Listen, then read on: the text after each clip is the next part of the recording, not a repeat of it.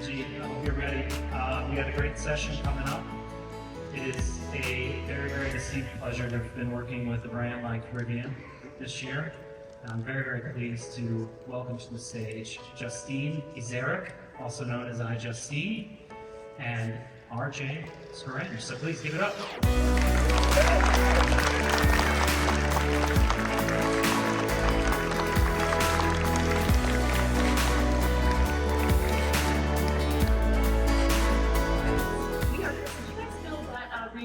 Sponsor here. You guys see that? That is such a cool. Like, I've been to so many South-bys and I've never seen anything like this. I love it. It's really cool. Yeah, it's really fun. I was out there today, the excitement of being in a car going a half mile per hour, 35 degrees. Has anyone anything to do with the adventure in the solid dirt? If you haven't, I highly suggest doing it because I actually do have our routine. I've never done anything as wild as that. Yeah. It was really cool. Now you're ready. I'm ready. So for you, Justine says to me, how do I do this? And one of the drivers goes, well, you have to get level 2 driver training. She says, well, how do I get level 2 driver training? I was like, can we do that now? And then he told me that he's level 5. I was like, well, I don't want to be level 2 anymore. We need to go to 5.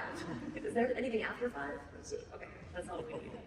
So for you kind of like coming into this, Rivian is, I don't speak for you, but I feel like this is your passion project. Like, this is something that you have pretty much dreamed of as a kid. And for everyone that doesn't know about Rivian, just give us kind of like a little brief overview of how it came to be and sort of your role in all this. Yeah, so I started a company in 2009. So it was simultaneously just yesterday, and also feels like it was about 15 years ago. But prior to that, I actually realized I wanted to start this company and realized I wanted to really do something to help contribute to helping to shift how we think about transportation and the transition towards more sustainable transportation and personal mobility. And I grew up a huge car enthusiast, worked on cars, restored classic cars, and as I got older, I realized these things that I loved so much were the root of so many of our challenges, everything from local air quality to some of the global speeds that we're in, to of course climate. And that led me to say, well, I want to work on that as a problem, and went to school and studied. And I remember telling my dad, I'm going to start a car company. And now as a parent, I really appreciate this. My dad was like, yeah, that's totally a great idea. You should do it. And I try to use that in my mind when my kids tell me crazy ideas. It was great to have his support so early. And I think that's so powerful too, because I feel like as you're creating Rivian, there's no way that everyone's like, yeah, this is a great idea, you should do that. But having that one person from just in your ear and in the corner really kind of made all of this happen for you. Yeah. In fact, before I started the company, I was in grad school, and I was really hesitant to even talk about it. And in fact, like my lab partner, my PhD advisor, I didn't even tell them I was starting a car company. So the day after I graduated, I said, I'm starting a car company. And they said, why didn't you tell us? I said, well, I was so nervous. I knew you guys understand how hard it would be. And you could try to talk me out of it and tell me it was a really bad idea. And my PhD advisor listening says, it is a really bad idea. Have you talked to him since? Yeah. Okay. just over the years, he sent me notes and said, yeah, it doesn't look like it's going so well. You should think about something else. And then sometimes, hey, it looks like it's going much better. It's been fun. Well, it's kind of fun to follow along that journey. And I feel like everyone here has probably had that happen to them in their lives, had this passion, had this goal. And I feel like you've made it happen. So had you gone back and done this all again, coming out of college, what do you wish that you knew then that you could have told your younger self? Or did it all work out how it should have? Well, it's funny, at the time, there's all these mistakes you make along the way. So to start something like a car company, you need a lot of hard to come by things. You need them all at the same time. So you need billions of dollars of capital. You need a team of thousands of engineers, supply chain that's going to build thousands of parts, made up of hundreds of companies providing the parts, things like seats and headlamps and tires. You need a plant that's ginormous, 4 or 5 million square foot facility. You need a brand that people are going to care about and follow. You need a product that actually generates interest. And in the beginning, you have none of those things. And the hardest element is you need capital to develop any of those things. And so you can imagine how these early investor meetings would go. You'd go in and say, well, I'm starting a car company. And the person's, on the verge of rolling their eyes, says, okay, tell me about it. They said, well, I haven't quite figured out the product yet. They said, well, what's the technology? Well, we don't have any technology yet. Well, you must have a great team. Well, so far it's me, there's 3 guys, but they're about to finish college or just wrapping up. Well, do you have supply partners? Well, not yet. As you go through, you can sort of see very clearly, wow, the likelihood of success is very low, and this person thinks the likelihood of success is true 0. And you have to find little cracks to find ways to create momentum and start to build some capital to do some development of the idea, and then slowly we start to get enough momentum to then start doing real development and hiring much larger teams. But it does seem like 2 days ago that we could all fit the whole company, all 5 of us, into one room.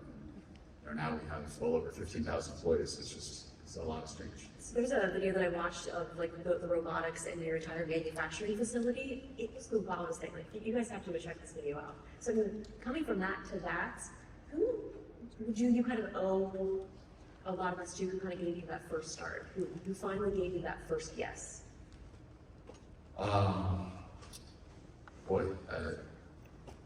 There was the first investment, for the first capital injection. I owned a house and I refinanced the house, which wasn't a very big house, so it was a lot of money coming in, but it was enough to do some very, very early things. And then the first outside capital was actually the person who owned the restoration shop, the Porsche restoration shop I used to work in as a kid.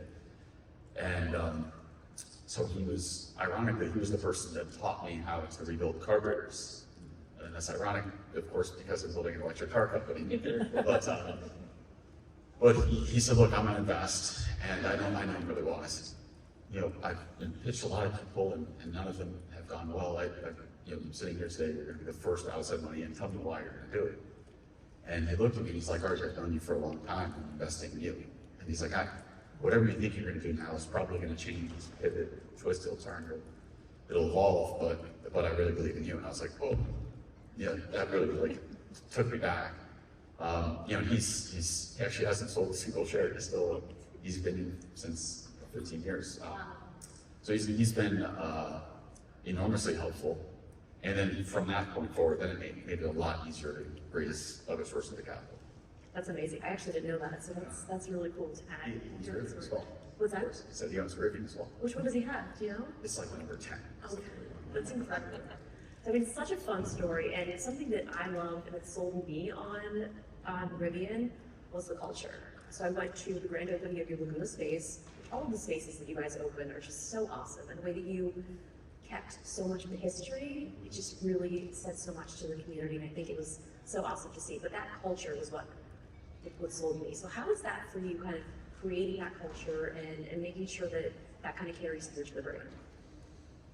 Well, culture and brand are both, they're really hard to build deterministically, meaning it's not like you take 6 ingredients, put them together, and voila, here comes exactly the culture you're aiming for, exactly the brand you're aiming for.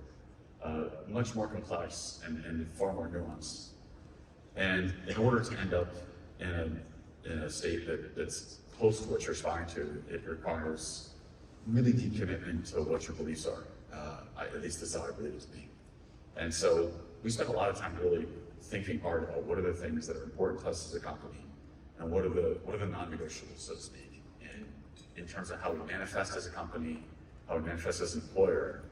And we spent a lot of time debating that, but one of the words that came out as we worked through this that was really important to us was this idea of building a company, the brand is highly inviting. And I mean that in the broadest sense, inviting to lots of different perspectives from a product development point of view, inviting from lots of different backgrounds and cultures in terms of how we staff our organization, but importantly inviting for our customers to come from different backgrounds, but also inviting them to experience adventures in active life and helping to enable that through the products, through the inspiration that the brand can help drive. And so as you go to our spaces, there's a tremendous amount of intentional decisions. I say this all the time. You look in this room, nothing in this room is an accident. These are all decisions someone took. We may not agree with every one of them, but they're all decisions. And so when we look at our spaces and look at our products, we try really hard to make the decisions, the many decisions that are being taken, make them consistently. And so everything from the finishing of the floor to the use of reused furniture, to the colors, these are all things that are trying to come together to create that feeling you feel comfortable. We often say, like, you can walk into one of our facilities, dress shoes or barefoot, and you feel equally comfortable either way. And we do the same in the car. But that takes practice, takes iteration. You don't always get it right.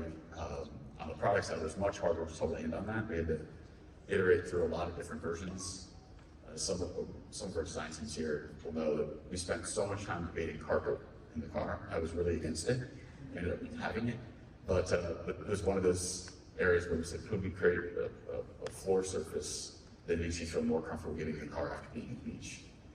We ultimately landed on carpet with a different type of floor mat, but it's those questions that drive their discussions that then drive other features and drive the teams to innovate in creative ways. Maybe you can use this carpet as your next inspiration. Yeah, I get that. You're like, oh, you know, back in the Hilton. Yeah. It sounds like the Hilton version. the Hilton version. You never know. Yeah. Anything's possible. Yeah. I think that's what's fun with like collaborations and stuff like that. I feel like you guys are very open to that. And something else that I'm not like super proud to admit, but I also have a Cybertruck. I know. Yes, in the audience, I'm so sorry. You guys are also partners with Tesla. I think opening up, being able to charge my Rivian at a distance has been so incredible. I mean, what's it like for you, kind of, it's a whole different landscape. Tesla, Rivian, but I know, I don't even know how to ask this question because it's a tough one. But like, No, it's a good question. how do you feel about the whole landscape of things? Yeah. Well, we're at a really interesting moment in time. And if you were to look at what's happening from an overall automotive, transportation, energy point of view, we as a planet have evolved over the last, call it 110, 120 years to an industrial system that's very reliant on fossil fuels. So effectively, the world that we know today, the lighting rooms, the conditioned air, the fact that these chairs are made not here, we have a global international movement of people, goods, services. I can get strawberries in the winter, all these things that are very, very unique to essentially the way we live and the way our parents have experienced starting that far back. But if you go back any further than that, life was very different. And all of that was built through us accessing fossil fuels and this massive industrial revolution that kicked off at the end of the 1800s. And here we are today, we're really at this inflection point where we're going to see this whole global energy ecosystem get completely remapped to something that's running on carbon-free energy, so energy without fossil fuels. And that's going to be renewables of various types and some element of nuclear power. And we're going to see that get built out over the course of the next several decades. And it's sort of floors you when you realize that in the history of humanity, there was this blip in time where we rapidly industrialized, we rapidly developed technologies, a way of life that had existed for thousands of years suddenly changed. And it was facilitated by something that we're responsible as a generation to effectively wind off of. And so to do that, there's lots of changes that have to come. And some of the biggest are within the transportation space. Transportation, of course, is using liquid fuels. There's 1.5 billion cars on the planet today. Those 1.5 billion cars consume about 1,000 barrels of oil every second, which is pretty mind-blowing, just to scale it. But we need lots of companies that are working on developing products that are really exciting. And so it's your question. When we look at Tesla or we look at other manufacturers, I think it's incredibly important that we have lots of choice. So we need Rivian to be successful, we need Tesla to be successful, we need other manufacturers to be successful.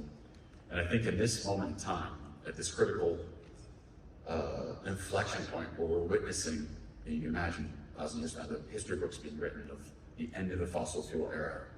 And we're alive during that amazingly. How lucky are we? It's such a cool moment. But there's going to be lots of tension because existing businesses have to change. Incumbent industries are going to get shifted into new industries. It's going to drive, as we're witnessing, political tension. And I think it's important we recognize that collectively we as a society need to actually come together. And there's going to be more than multiple winners in this. Us needs to win. We need to win. As you pointed out, we now work with them, leveraging their charging network, and we've also opened up our charging network.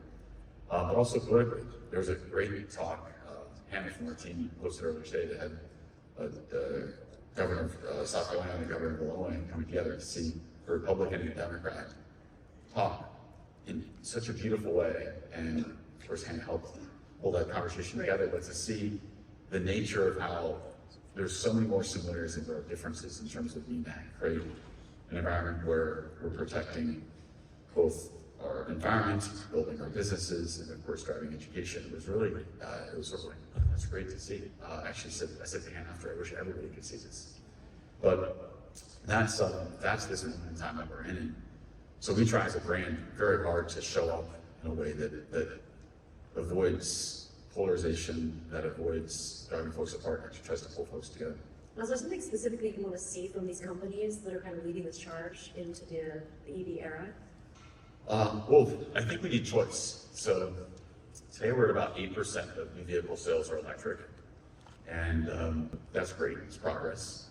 But that means there's 92% of the vehicle sales that aren't electric, and we're, as a country, we're quite behind the rest of the world. So China's around 40%, Europe's, depending on the country, between 15 to 20%. But a big driver of that is we need choices. And so if you're a consumer that's thinking about buying a car and you want to spend less than $50,000, there's just not that many great options, great electric options. Of course, you have Tesla with Model 3 and Model Y, but if that doesn't fit your form factor, your design preferences, your brand preferences, we need lots of other things. And so we're about to launch our much lower price product, which we call R2. Super cool. Woo! There's one thing on our face for everybody this year that hasn't done it. We have an R2 in our space. We also have its sibling product, a follow-up product, which is R3, which is even lower priced. It's epic. I can't wait. But I often say the R2s will be the best thing we've ever developed, which should be the case because we've learned a lot with R1, but it takes the magic of the aspiration, the excitement that we see in R1, and it doesn't lose any of that, but it marries that with tons of innovation around cost and manufacturing efficiency. And I wish it was in the market today, but in about a year, we'll have it out there. Do you have a date, or is that something that'll be coming soon? Well, Constantine would kill me if I gave a date. Okay. So now you're talking about other companies kind of doing this. To any aspiring car maker, manufacturers that may be out there, do you have any tips for them getting into this industry and kind of being where you are? They may be a 13-year-old out there that's like, I want to be like RJ when I grow up. Yeah. And that is possible. Yeah. I think I actually did coffee over the weekend with an entrepreneur who's just starting a business, and I love that stage. Some of my favorite memories of Rivian are in those early days when you don't have a large team in place, so you can be really fluid with what the business is or what the product is. Everything you're learning at such a fast rate, you're making mistakes, but the cost of those mistakes is not that high. So it's a wonderful time. And I think one of the things that's really important is to embrace the difficulty. So in the moment, like classic, quote unquote type 2 fun, in the moment, they're like, boy, this is hard. I wish we could raise capital. I wish we hadn't had that desktop objectives. I wish we'd solved this technical problem faster. But all those hard moments, all those cuts you accumulate, really form you as an entrepreneur and help inform what the business becomes. And I wouldn't trade any of the difficulties that I experienced for the first handful of years that were like really painful moments for anything. I think, if anything, I wish I'd go back and tell myself, like, really enjoy this. Later on, you'll appreciate just how hard this is. But that's part of the journey. That's part of the journey of building a business. And there's no way you would have listened to yourself at that time at all. You were like, yeah, sure, future RJ. Something like that, yeah. So you talk a lot about our kids, and that kind of shows through on a lot of the stuff that you guys are doing in trying to eliminate fossil fuels and bring this all into fruition. So where did you come up with kind of that saying, and how has that kind of shown throughout? Well,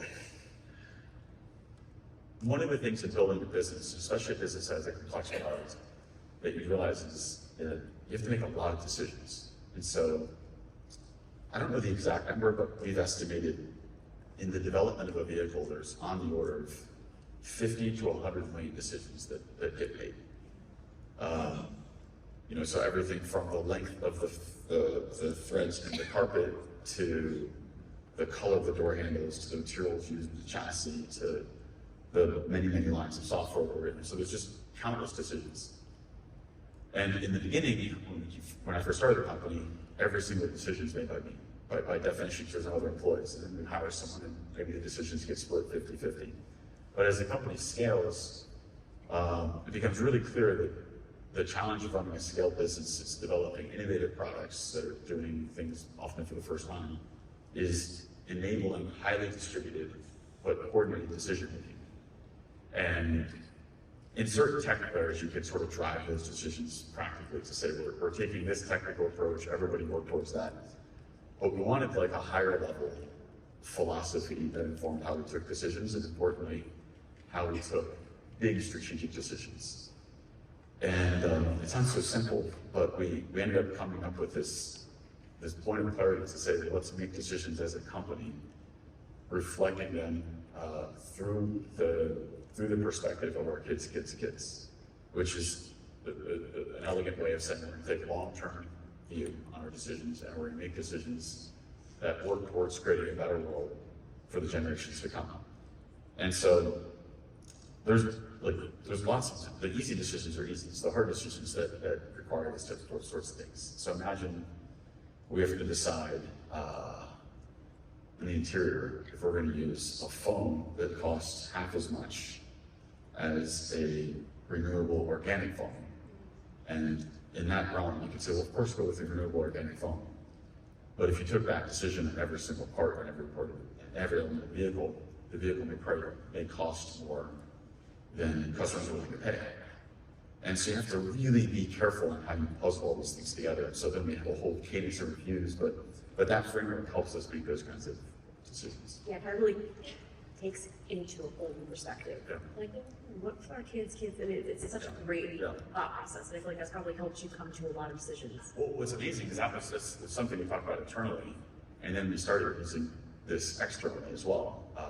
And now I think it's really true, where as a society, there's very few things I think that are completely consistent across many cultures, many countries, many political ideologies. But one that's very clearly consistent is that we love our kids. It's a basic human characteristic. And because of that, it's this unifying basic characteristic that we may disagree wildly on the tactics. But let's just first, before we have an argument, let's agree that we're actually working towards the same end goal, which is to create a better world for our kids and their kids. And boy, does it take the hot air out of them. If it's a tense political discussion with friends, it's like helpful. If it's a hard negotiation, it's just a helpful way to look at the world. It's something that we think about very, very often.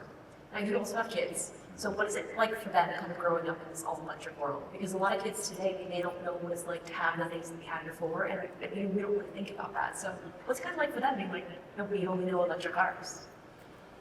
Yeah, there's so many things about being a kid right now that, it's fun to extrapolate, imagine how they'll interpret the world when they're our age. So I have a 9-year-old, 7, and 6-year-old, 3 boys, and they didn't grow up in a world where there was regular phones. They grew up completely around electric cars, and so their perspective may be an extreme because of just their proximity to me. But my middle son, who's super inquisitive and loves to ask these really great questions, said the other day, he said, "Dad, why are there still so many gas cars being sold?"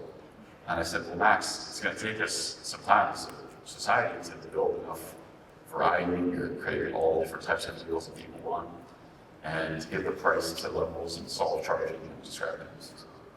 "Well, Dad, why don't you just make more cars than Rivian?" And I said, "Well, it's really hard." And he said, "Well, can't you try harder?" And I was like, "Oh, yeah." What about payroll? That's incredible. And I think sometimes it does take that childhood perspective. Oh, I love it. It's like, yeah. Okay, good point. Yeah. All right, you start work on Monday, so let's go. Here we come. Wow, no, it's amazing to even just think the way that they think. And, Yeah. I think even for you, Was there a moment when you realized, because you love these combustion cars so much, that because it was harming the environment, was there a moment that you can recall, like when that was, that you decided, oh, maybe I have to make an electric car? Well, when I was in my teens, I started to really realize some of the things were happening. And I read IPCC2, so the second big report on climate change. And I was like, wow, that's scary. And Chocolate reading? yeah, I did quite a lot. That's it. I can't evolve the cars, and I'm gonna have to work on something else. And it was like a couple of years of me having that sort of thinking that I realized actually the opposite is true, which is I'm passionate about these things, and rather than thinking of them as part of the problem, I was thinking about how they can be part of the solution. And then I went through this whole journey of like thinking about pedal-powered cars, and like a zero-carbon car from the get-go, all these really sort of interesting academic experiments. And it led me to the realization that in order to have impact at scale, the products need to be more than just sustainable or clean or efficient. They need to be incredibly desirable. And it was for that reason that when we launched Rivian and the brand flagship products, what we call the R1 products, they're incredibly high performance. They're sort of unnecessarily high performance. So our quad motor vehicle accelerates 0 to 60 miles per hour just under 2.5 seconds. It does the quarter mile in like 10.5 seconds, just to put that to scale. Like the fastest portion on 11 is 10.9 seconds in a quarter mile, so faster than the fastest portion on 11. And it's the pickup truck. So it's so over the top, but that's the point. It gets people excited and interested. And in addition to being quick, it's incredible off-road, as we showed with our nice pallet around the corner. And then you can also use it every day, as you know very well. And so we wanted to create something that shocked the system in terms of its capability in a space that has historically been relatively reserved, the pickup and SUV space. And then use that to build the brand, and then, of course, launch a series of products underneath that at lower price points, much larger customer markets. We're using AI to diagnose what's happening. And you can imagine in the very near future, the vehicle diagnosis an issue or predicts an issue might happen without even telling you. But of course, with your permission beforehand, schedules a service action. Service happens without you having to be involved at all. Parts are ordered behind the scenes, service technicians schedule. And so you just start to see these really nice, efficient ways to run the business start to emerge. And the environment where this is going to have the most immediate and large impact is in manufacturing.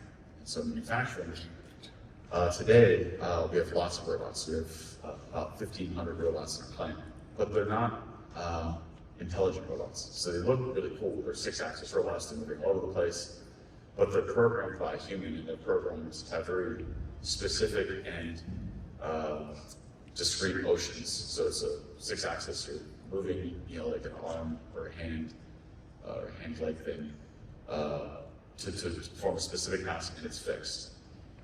What is going to happen is the robots will start to become much more intelligent. So the speed at which you can train them to do a task will be much shorter, and then the ability for them to evolve into doing different tasks will grow, and increasingly the ability for them to do things that humans do will start to emerge. So shouldn't be too surprising, but where we use it also is we use lots of cameras. So if you run around our plant, we have a system called Petra AI. So we need to name it. But it's a system of thousands of cameras throughout the manufacturing plant that are looking down at the plant floor, and we're tracking quality. We look at industrial engineering, so we look at efficiency, we look at routing for logistics, and it does all this automatically, and it trains itself very quickly, so it observes an area, learns the area, then it starts to make recommendations. So these are just like the beginnings of how AI is going to really change the way we run our businesses, and I just can't wait as I think about what the future looks like as we drive more efficiency, it allows us to produce vehicles and products at low price. But it is going to be very different looking businesses across the world. It's amazing kind of just seeing where you guys have started just a year ago. The last time that we talked was about a year ago, and you guys have had a wild year. I mean, you've had your partnership with Volkswagen, you've released vehicles. So maybe you just talk us through, before we get to some questions, kind of what this last year has been for Rivian. Yes, it's almost exactly a year ago where we unveiled our 2, our 3, and our 3X. You and I talked at that event, which was great. Since then, a number of big things have happened. Of course, there are large deals. You said with Volkswagen, so we signed what's one of the largest software licensing deals in the history of automotive industry. It's a $5.8 billion deal, where we provide software and the core electronics for what we call the zonal controllers, but essentially a concentrated set of compute platforms placed around the vehicle to underpin a whole host of vehicles across the Volkswagen Group. So the Volkswagen Group, that's Porsche, Audi, Bentley, Lamborghini. There's a wide array of brands. And aside from it being a great deal for us as a business, where we're able to leverage and utilize this technology stack that we built, it is so smack on bullseye for our mission. We talked about this at the start of wanting to help drive the auto industry towards having more selection, more products for consumers. And the opportunity to help the second largest car manufacturer in the world, Volkswagen Group, bring amazingly compelling products into the market is it's super motivating to our teams, and it's super fulfilling to see something that we worked on for so long. And by the way, something that many people thought was a bad idea. You can imagine in 2017, 2018, me going to investors and saying, we're going to build everything in-house. We're going to do our own computers, we're going to build our own software, we're going to build our battery packs, everything's vertically integrated, and it takes, the price tag for that is many billions of dollars. But I was really convicted that we needed to do it. And I remember saying this in a board meeting, I said, if we do this really well, I'm sure we'll be able to license some of this to existing manufacturers. And I remember one of the board members was like, that'll never happen. But fine, if you really want to do this, that kind of thing. And here we are. We did a giant $5 billion deal. Yeah, you guys have not only created cars, but now a software company. So how was that kind of like transitioning and realizing you have to sort of do both? Yeah, I mean, if you're building a car company from scratch, and you're doing it in this time horizon, this time period, native capabilities around software and electronics is so core to being successful. I think it's one of the most important skill sets. That's not to say that mechanical aspects of the car aren't really important as well, but building up that deep domain expertise and thinking, behaving, acting like a software company and or an electronics company, or both, is really important. So it's hard to fabricate that, and there's lots of large established companies who are now trying to build that in. And they have a hard task because they have layers of management and years of experience doing something a certain way. And one of the hallmarks of a software mindset is continuous improvement. And we think of it something like this: people that are in tech and say OTA, over there, update. Right. And it's a very foreign concept. It's not, for someone from tech, it may seem crazy it's a foreign concept, but if you're in automotive, when you ship the product, it's done. Whereas in electronics, you ship the product, and it's the beginning of an ongoing cascade of improved and enhanced software features. And what we found is customers enjoy the enhancements as much as the product. And they like the feedback loop. They like being able to say, hey, I wish you could add this feature, and that somehow gets to our software team, and the software team makes that you should add that feature. But I think this is the way that we're going to see products continue to develop, these technically advanced products that are highly dynamic, continuing to get better with time. And that's just so different than traditional automotive, and many large industrial businesses just don't think in that way. I mean, it really is the coolest thing that my truck is completely different than it was a year ago. Yeah. There's so many fun updates, even the things you guys do during the holidays, like Halloween, and it's awesome. Yeah. So I think we're about to get to some audience questions. So I think that those were going to be somewhere for us. Okay, here they are. All right. Do you want to choose one here? Let's see. Of the 100 million decisions you've made, what were the 3 most key decisions that define your brand? Maybe 100. Not me, but the team. Well, I'll speak about a major pivot. And I think when you are building a business, especially from the ground up, there's this fine balance of being really convicted around what you're building, but also recognizing that the idea probably needs to evolve or change. And I think that the best entrepreneurs are the ones that are really clear on what the vision is, but really flexible on the tactics to achieve it. And so that's easy to say. In practice, it's much harder. So for us, when I first started, we were actually building a sports car. And the idea was build a sports car, use that to launch the brand, use that as a brand platform, and add other products on top of it. We spent a couple of years working on that, built the prototype, and what seemed like, pouring our heart and soul into this thing, working around the clock for 2 years. And it seemed like it'd be impossible to walk away from that. But while that was happening, I had this deep feeling in my gut that something wasn't right. And we had on the wall at the company, we're building this company because it does not exist. And the thing that wasn't right was the strategy they were following was not by design, not by intention, but by coincidence. It was very similar to Tesla. Tesla launched, of course, with a sports car they called the Roadster. And they were already in market with that product. And so we made the decision to shelve that product, to sell, and to reset. And that sounds like, okay, that's a big decision. What made it really hard, it wasn't like we turned off the sports car effort and immediately pulled out, all right, here's the next plan. We turned off the sports car and said, now we have to really figure out what we're going to do. So it's like we were on a trail, we knew it was the wrong trail, but we turned into the woods and said, well, there's no trail here, we have to figure out what it looks like. And then spent a lot of time asking the question, why does Rivian exist? And what's its purpose? And we arrived through many iterations of what you see today.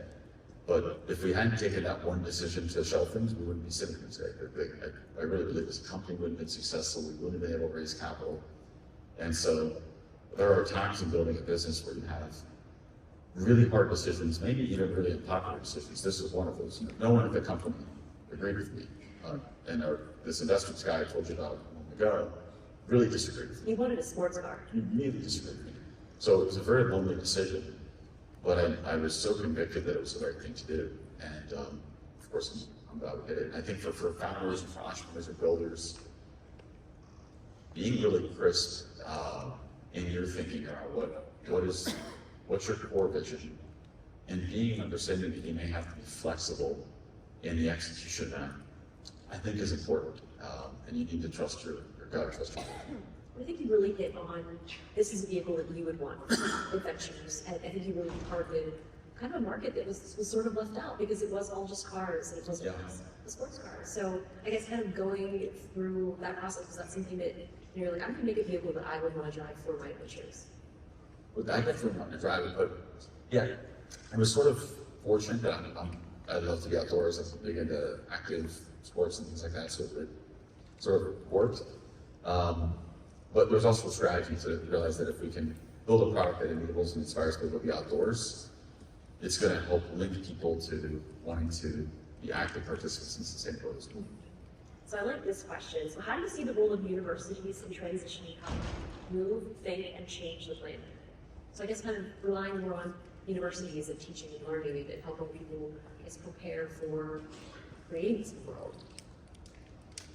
I just had a deep discussion on this over the weekend. I was with a couple of academics, and we were talking about the challenge we have today of so much of our society being divided on topics, and how do we create a consistent, clear voice in and around the noise. And I think one of the things the universities have historically provided, and especially in times of big change or big inflection points, they can provide an unbiased, honest view of situations. So whether that be climate, or grid stability as we electrify, or battery sourcing. And so I think universities are places that by design are intended to teach, by design they're intended to inspire curiosity, but I think they can also help form points of aggregation to have ideas come together, to have thought leaders come together. And I said this to some folks in senior positions at very well-known schools that I don't think they're doing enough right now. I think they're far too silent. I'm not saying being political, but I'm saying have a stronger voice in the discussion. I think universities should. I think it's hard because I do feel like a lot of universities do lag behind no matter what it is. Like even growing up, I was like, there's nothing that I want to do here. Yeah. And so I think it is a little catch up. Yeah. All right, we've got a couple more questions here. Let's see, we've got, when I see a Rivian, I'm excited to drive one, not only riding one. How do you see Rivian evolving in the autonomous landscape? I know we did talk about that a little bit. Was there anything else you wanted to add about autonomous vehicles, kind of like in the future? Like, how do you see Rivian in the next 5 to 10 years?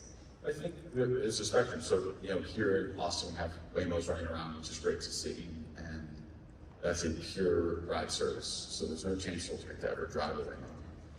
But in a personally owned vehicle, often you find yourself not wanting to drive. If you're on the highway, if you're in a commute, if you're in a conversation, if you're eating a taco, you may want to remove yourself from the responsibility of driving.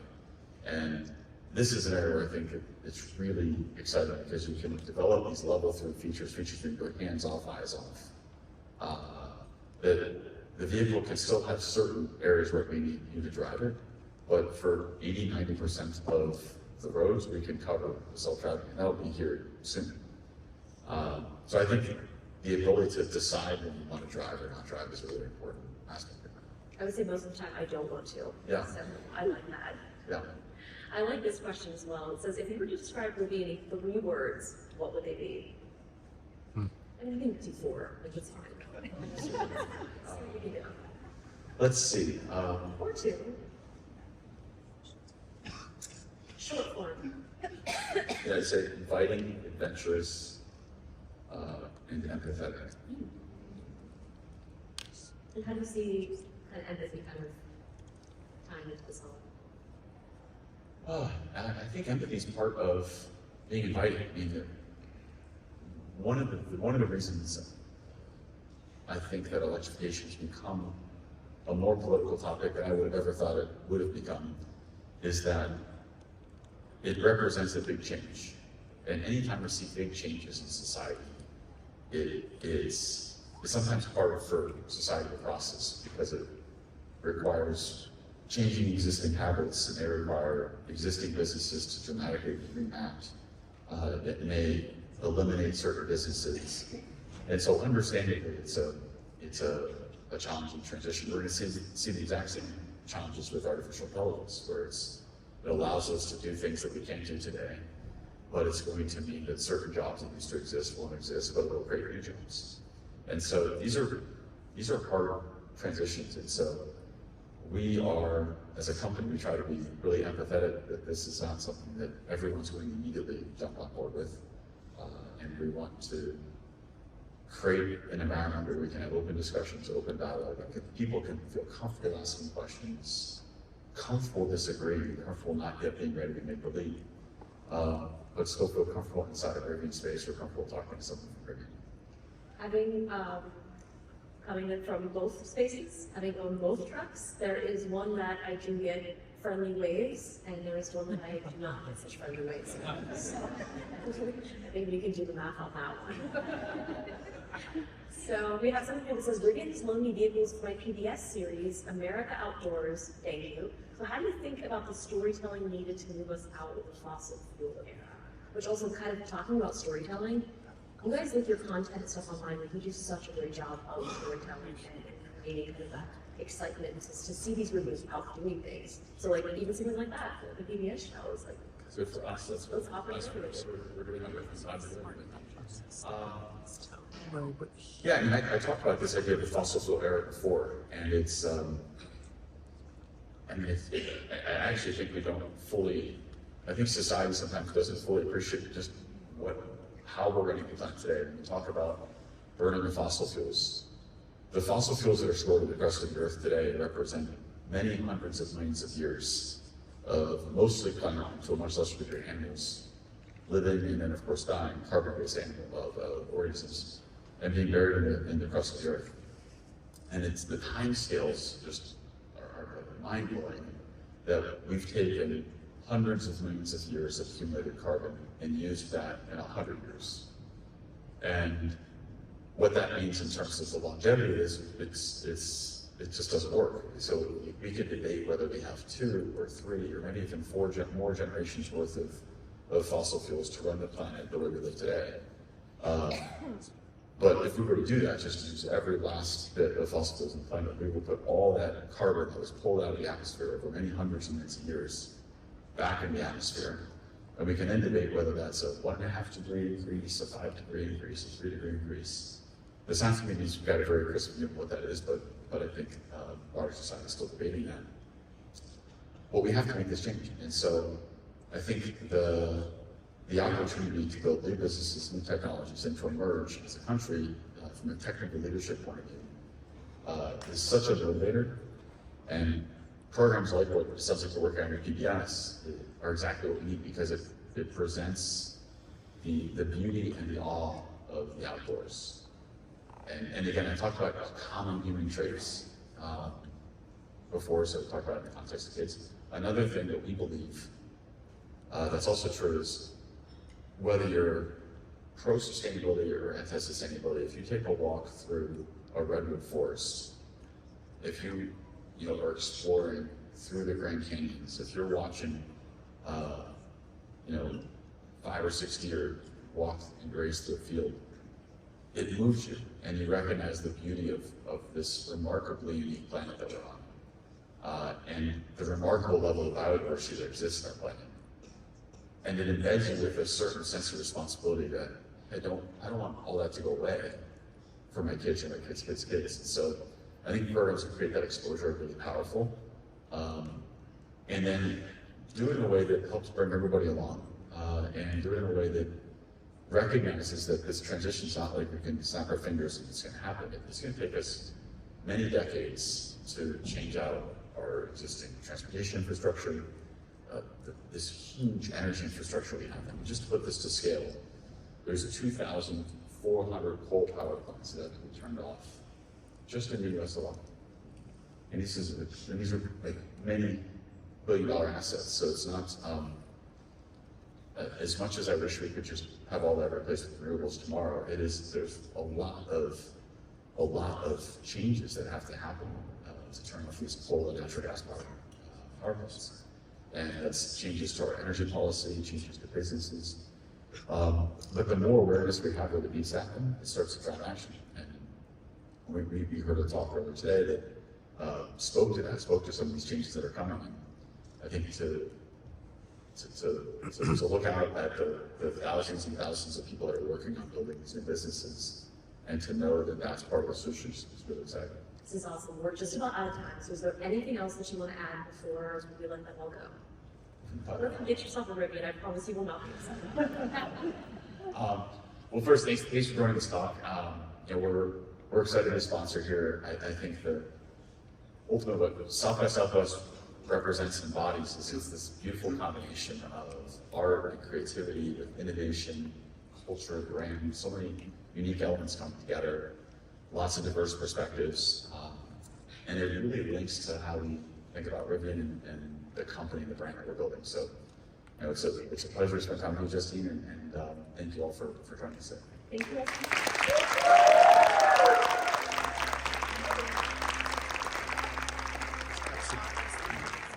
you.